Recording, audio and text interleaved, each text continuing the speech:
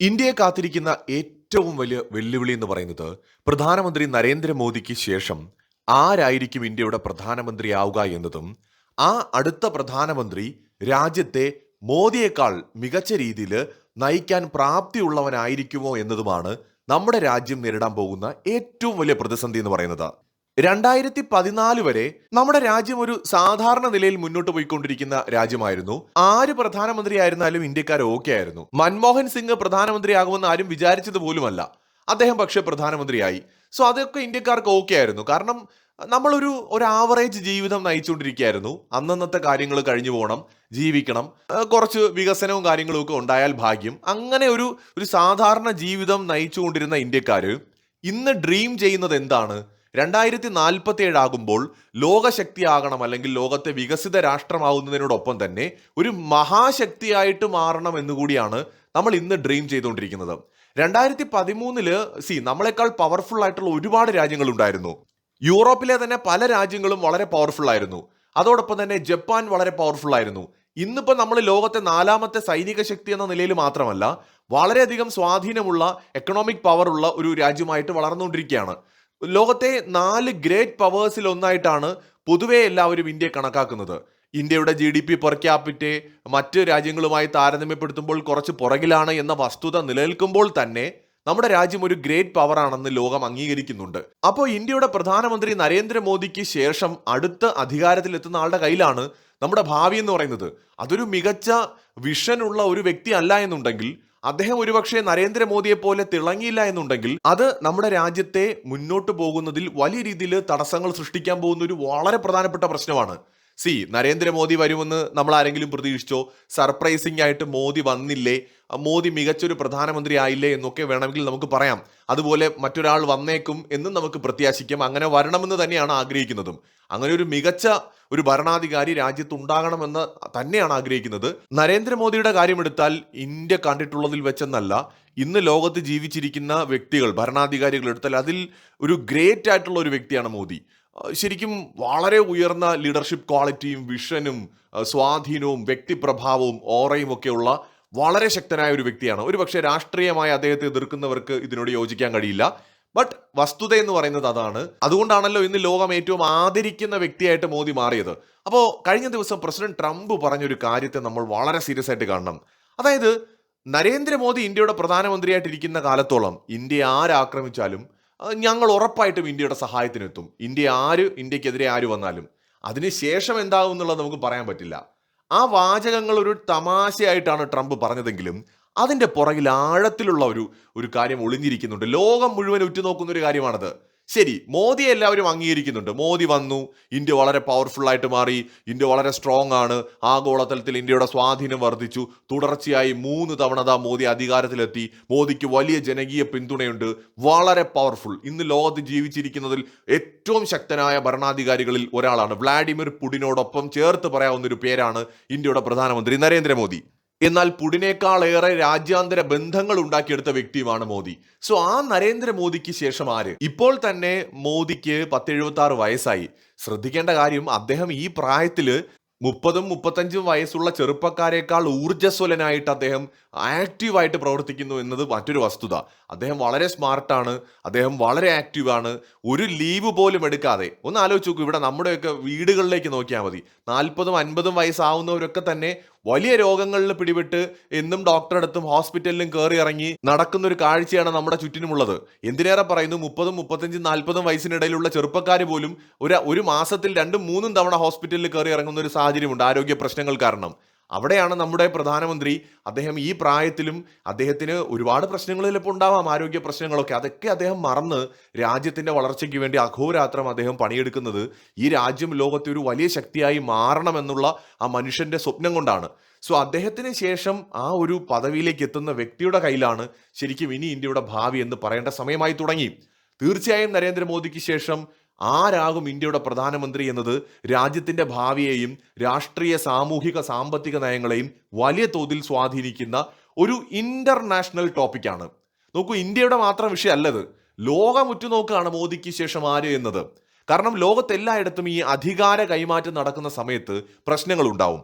ചൈനയിൽ ഇതൊരു പ്രശ്നമാണ്. ചൈനയിലെ ഒരു ഭരണാധികാരി മാറി അടുത്തൊരാൾ വരുന്ന സമയത്ത് പലപ്പോഴും ആഭ്യന്തര പ്രശ്നങ്ങളും പൊട്ടിത്തെറികളും ഒക്കെ ഉണ്ടാവും. അത്ര സ്മൂത്ത് ആയിട്ട് നടക്കത്തില്ല ഈ അധികാര കൈമാറ്റം. അമേരിക്കയിൽ നമ്മൾ കണ്ടില്ലേ, ഇപ്പോൾ ട്രംപ് വരുന്നതിന് തൊട്ട് മുമ്പുള്ള ടേമിൽ ട്രംപിന്റെ അനുകൂലികൾ എന്തെല്ലാം പ്രശ്നങ്ങൾ ഉണ്ടാക്കി, ക്യാപിറ്റൽ ആക്രമണമൊക്കെ. അവിടെയും ഈ സ്മൂത്ത് ആയിട്ട് അധികാര കൈമാറ്റം ഒരു കാലത്ത് നടന്നിരുന്നുവെങ്കിൽ ഇന്ന് നടക്കുന്നില്ല. സോ ലോകത്ത് എല്ലായിടത്തും ഉള്ള ഒരു പ്രശ്നമാണ്. ഇപ്പൊ നമ്മുടെ വെസ്റ്റ് ബംഗാളിലേക്ക് നോക്കൂ, മമതാ ബാനർജിയെ അധികാരം വിട്ടുകൊടുക്കാൻ എത്ര മടി കാണിച്ചു. അപ്പൊ അതുപോലെ ഈ ഒരു ഭരണാധികാരി മാറി അടുത്തൊരാൾ വരുമ്പോൾ പല രാജ്യങ്ങളിലും പല സ്ഥലങ്ങളിലും അധികാര കൈമാറ്റം പ്രതിസന്ധിയിലാണ്. ഇനി അഥവാ ഒരു ഭരണാധികാരി മാറിയിട്ട് അടുത്തൊരാൾ അധികാരത്തിലേക്ക് വരാനായിട്ട് പോകുന്ന സമയത്ത് ആര് വരണമെന്ന കാര്യത്തിൽ പലപ്പോഴും തർക്കങ്ങൾ ഉണ്ടാവും. സാധാരണ രീതിയിൽ ഏറ്റവും യോഗ്യനായിട്ടുള്ള ആൾ അധികാരത്തിലേക്ക് എത്തിയെങ്കിൽ മാത്രമേ നമ്മുടെ രാജ്യത്തിന് ഗുണകരമാവൂ. 2013-14 കാലഘട്ടത്തിൽ നരേന്ദ്രമോദിയെ പ്രധാനമന്ത്രി സ്ഥാനാർത്ഥിയായിട്ട് നിർണ്ണയിക്കുന്ന സമയത്ത് ഇന്ത്യ ഇന്നത്തെ പോലെ പവർഫുൾ അല്ല എന്ന് മാത്രമല്ല, വിജയ സാധ്യത അന്ന് 50-50 മാത്രമേ ഉള്ളൂ. ചിലപ്പോൾ വീണ്ടും കോൺഗ്രസ് നേതൃത്വത്തിലുള്ള സഖ്യം തന്നെ തുടരാനുള്ള സാധ്യത അന്നും ഉണ്ടായിരുന്നു. അണ്ണാ ഹസാരയുടെ നേതൃത്വത്തിലുള്ള വലിയ സമരങ്ങളൊക്കെ ഉണ്ടായിരുന്നപ്പോൾ തന്നെ മോദി ജയിക്കുമെന്ന് ഒരു ഉറപ്പ് വന്നുണ്ടായിരുന്നില്ല. 2014 നരേന്ദ്രമോദി ജയിച്ചതോടെ കഥ മാറി. 2019 തുടർ ഭരണവും കിട്ടുന്നു. അത് കഴിഞ്ഞ് വീണ്ടും 24 അധികാരത്തിൽ വരുന്നു. ഇന്ത്യ വളരെ ശക്തമായി വളരുന്നു. മോദിയുടെ നേതൃത്വത്തിൽ BJP ഒരു മഹാശക്തിയായിട്ട് ഇന്ത്യക്കകത്ത് വളർന്നു കഴിഞ്ഞു. സ്വാഭാവികമായി പ്രധാനമന്ത്രി പദം സ്വപ്നം കാണുന്ന ആരെങ്കിലുമൊക്കെ പാർട്ടിക്കുള്ളിൽ ഉണ്ടെങ്കിൽ മോദിക്ക് ശേഷം അടുത്തൊരാൾ അധികാരത്തിൽ വരുന്ന സമയത്ത് യോഗ്യതയുടെ അടിസ്ഥാനത്തിൽ ഒരാളെ തിരഞ്ഞെടുക്കാൻ ശ്രമിക്കുമ്പോൾ കൂടുതൽ കാലം പ്രവർത്തിച്ച പരിചയമോ അല്ലെങ്കിൽ രാഷ്ട്രീയ അടിത്തറയുടെയോ അല്ലെങ്കിൽ കൂടുതൽ ആളുകളുടെ പിന്തുണയുടെ ഒക്കെ അടിസ്ഥാനത്തിൽ മത്സരങ്ങൾ ഉണ്ടാകാനുള്ള സാധ്യത ഇന്ത്യൻ രാഷ്ട്രീയത്തിൽ നിലവിലുണ്ട്. ഉണ്ടാകാം, ഉണ്ടാകാതിരിക്കാം. അതൊരു പോസിബിലിറ്റിയാണ്. ഞാൻ ഈ പറയുന്നത് ലോകം ഉറ്റുനോക്കുന്ന ഒരു ഇഷ്യൂ ആണത്. ഇന്ത്യയിൽ സ്മൂത്ത് ആയിട്ട് മോദിക്ക് ശേഷം അധികാരമാറ്റം നടക്കുമോ എന്നത്. കഴിഞ്ഞ കുറെ വർഷങ്ങളായിട്ട് കേന്ദ്രീകൃതമായിട്ടുള്ള ഒരു ഭരണശൈലിയും ശക്തമായ വ്യക്തിപ്രഭാവവും മുൻനിർത്തിയാണ് നരേന്ദ്രമോദി ഭരണം നയിക്കുന്നത്.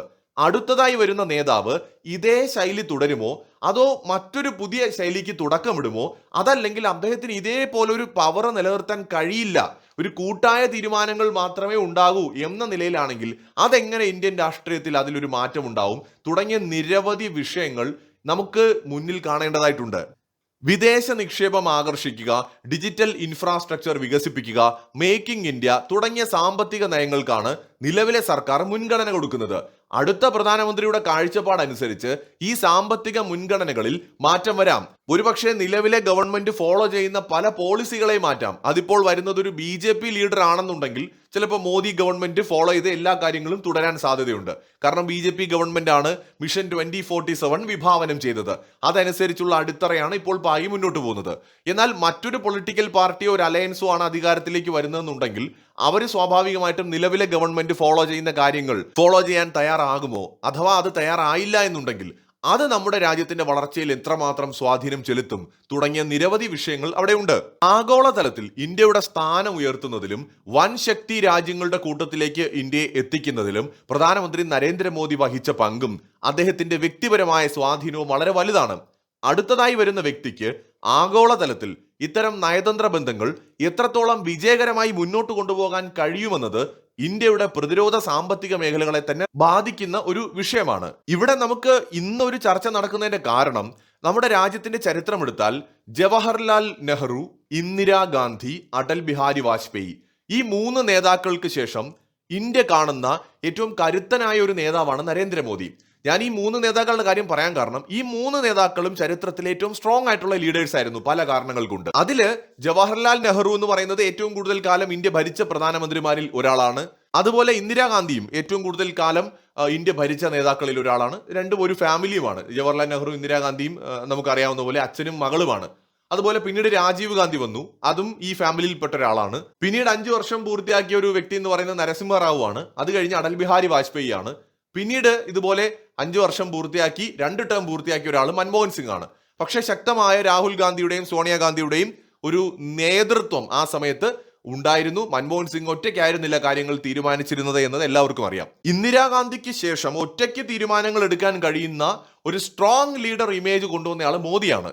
അടൽ ബിഹാരി വാജ്പേയിയുടെ കാലത്ത് സഖ്യ കക്ഷികളായിരുന്നല്ലോ ഭരിച്ചത്, ഒറ്റയ്ക്ക് ഭൂരിപക്ഷം ഉണ്ടായിരുന്നില്ല BJPക്ക്. പക്ഷെ മോദിക്ക് 2014 ഒറ്റയ്ക്ക് ഭൂരിപക്ഷം കിട്ടി, 2019 കിട്ടി, 2024 സഖ്യമാണെങ്കിലും മോദി വളരെ പവർഫുൾ ആണ്. നമ്മൾ വിചാരിക്കുന്നതിനേക്കാൾ പവർഫുൾ ആണ്. ഇന്ത്യയുടെ ചരിത്രം പരിശോധിച്ചാൽ സഖ്യ ഭരണകൂടങ്ങളൊക്കെ നമുക്ക് എന്നും ഒരു ദൗർബല്യമായിരുന്നു. ഈ സഖ്യങ്ങൾ ചേർന്നുകൊണ്ടുള്ള ഭരണകൂടങ്ങൾ നമുക്ക് എപ്പോഴും തലവേദനയുമായിരുന്നു. അതിലൊരു മാറ്റം വന്നത് മോദിയുടെ 3ാം ടേമിലാണ്. സഖ്യകക്ഷികളുടെ സപ്പോർട്ടോടെയാണ് BJP ഭരിക്കുന്നതെങ്കിലും BJPയുടെ തീരുമാനങ്ങളെ ഒന്നും സ്വാധീനിക്കാൻ സഖ്യകക്ഷികൾക്ക് കഴിയില്ല, പ്രത്യേകിച്ച് മോദിയുടെ തീരുമാനങ്ങളെ. അത്രയും സ്ട്രോങ് ആണ് മോദി. ഈ ചൈനയുടെ വളർച്ചയിൽ വലിയൊരു പങ്കുവച്ച കാര്യം എന്താണെന്ന് അറിയാമോ? അവിടെ സിംഗിൾ പാർട്ടിയേ ഉള്ളൂ. അവിടുത്തെ മീഡിയ, അവിടുത്തെ സിസ്റ്റം കംപ്ലീറ്റ് ഗവൺമെന്റിന്റെ നിയന്ത്രണത്തിലാണ്. ഗവൺമെന്റിനെതിരെ ഒരു ചെറിയ നീക്കം പോലും അവിടെ നടക്കില്ല. ഒരു പ്രതിഷേധവുമില്ല. ഒരു തരത്തിലുള്ള ഗവൺമെന്റിനെതിരായിട്ടുള്ള നീക്കങ്ങളും അവിടെ ഇല്ല. സിംഗിൾ പാർട്ടി പൊളിറ്റിക്സ് ആണ്. അവിടെ എന്ത് നടക്കണമെന്ന് ഒറ്റ പാർട്ടി തീരുമാനിച്ചാൽ അത് നടക്കും. പ്രത്യേകിച്ച് പ്രസിഡന്റ് തീരുമാനിച്ചാൽ അത് നടക്കും. അതുകൊണ്ടാണ് അവർക്ക് ഇങ്ങനെ ഡെവലപ്പ് ആവാൻ കഴിഞ്ഞത്. എന്നാൽ ഇന്ത്യയെ പോലെ വളരെ വൈവിധ്യമാർന്ന ഒരു ജനാധിപത്യ രാജ്യത്ത് പ്രതിപക്ഷമുണ്ട്, ഒരുപാട് പൊളിറ്റിക്കൽ പാർട്ടികളുണ്ട്. അവിടെ ദുർബലമായ ഒരു ഭരണാധികാരി അധികാരത്തിൽ വന്നു കഴിഞ്ഞാൽ രാജ്യത്തെ നയിക്കാൻ വളരെ ബുദ്ധിമുട്ടാണ്. സഖ്യ കക്ഷികൾ അധികാരത്തിൽ വന്നു കഴിഞ്ഞാൽ, അത് ഗ്രൂപ്പ് ഓഫ് പാർട്ടീസ് ചേർന്ന് ഒരാൾക്ക് മേൽക്കൈ ഇല്ലാത്തൊരു സർക്കാർ അധികാരത്തിൽ വന്നാൽ രാജ്യം മുന്നോട്ട് പോവില്ല. ഏതെങ്കിലും ഒരു പൊളിറ്റിക്കൽ പാർട്ടിയോ അതിലെ നേതാവിനെയോ വിദേശ ശക്തികൾ സ്വാധീനിച്ചാൽ പോലും സുപ്രധാനപ്പെട്ട തീരുമാനങ്ങൾ എടുക്കാൻ കഴിയാതെ സർക്കാർ ദുർബലമായി പോകും. അവിടെ മോദിയെ പോലെ ഒരു പവർഫുൾ ആയിട്ടുള്ള പ്രൈം മിനിസ്റ്ററെയാണ് നമുക്ക് ഇനിയും വേണ്ടത്. മോദിക്ക് ശേഷവും അതുപോലെ വ്യക്തിപ്രഭാവമുള്ള, ഓറയുള്ള, ശക്തമായ തീരുമാനങ്ങൾ എടുക്കാൻ കഴിയുന്ന, വിഷനുള്ള ഒരു ലീഡറെയാണ് നമുക്ക് വേണ്ടത്. ഈ വീഡിയോയിൽ ഞാൻ പ്രേക്ഷകരോട് ചോദിക്കുകയാണ്, നിങ്ങൾ ആഗ്രഹിക്കുന്ന അങ്ങനെ ഒരു നേതാവ് ഇന്ത്യൻ പൊളിറ്റിക്സിനകത്ത് ഇന്നുണ്ടെങ്കിൽ അതാരാണെന്നുള്ളതൊന്ന് കമന്റ് ചെയ്യൂ. മോദിക്ക് ശേഷം ഈ രാജ്യം ആരുടെ കൈകളിൽ സുരക്ഷിതമായിരിക്കും? കുറഞ്ഞതൊരു 10-15 വർഷത്തേക്ക് തുടർച്ചയായി രാജ്യത്തെ നയിക്കാൻ പ്രാപ്തിയുള്ള, ആ ഒരു വിശ്വാസമുള്ള, കരുത്തുള്ള, ഓറയുള്ള, ലീഡർഷിപ്പ് ക്വാളിറ്റി ഉള്ള ആ ഒരു ലീഡർ ആരായിരിക്കും? ആ ഒരു വ്യക്തി ആരായിരിക്കും? ഇന്നത്തെ രാഷ്ട്രീയ സാഹചര്യങ്ങളിൽ നിങ്ങൾ കാണുന്ന മോദിയുടെ പിൻഗാമി ആരാണ്? മറ്റൊരു വീഡിയോയുമായി വീണ്ടും കാണാം.